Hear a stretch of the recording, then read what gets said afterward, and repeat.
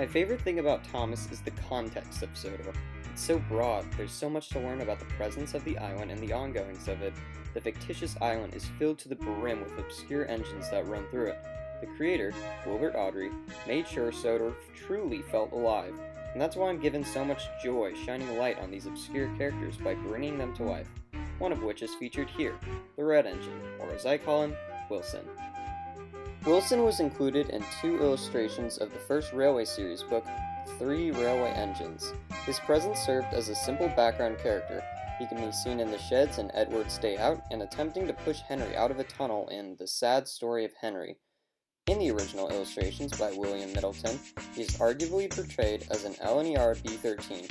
However, in the redone illustrations, he is depicted differently in his 2 appearances. My design for him was based off a combination of the original illustration and his possible real-life basis for such. He is given a safety valve and wheel arches connected to his cab, but they aren't in the correct locations to match the illustrations.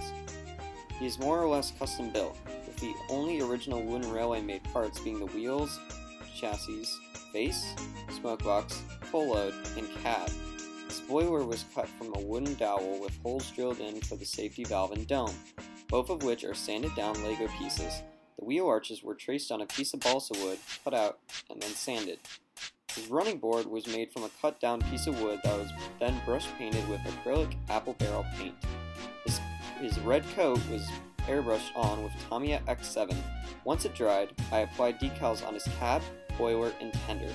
I Mod Podged each of them before application and painted over the former 2 to give them a glossy finish.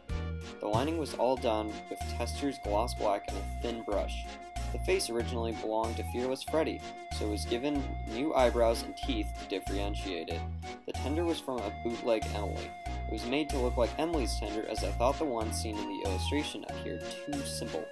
The whole thing was a blast to make, except the handrails. Painting those on sucked. But everything else was awesome and turned out so. When I finished him, I still hadn't given him a name. I decided on Wilson after the designer of the LNER B-13, Wilson Warstell. I really hope you enjoyed this custom as much as I do. I'm very happy with how it turned out.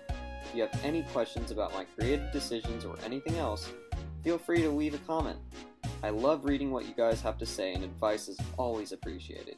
Thank you for watching, and subscribe for more custom content.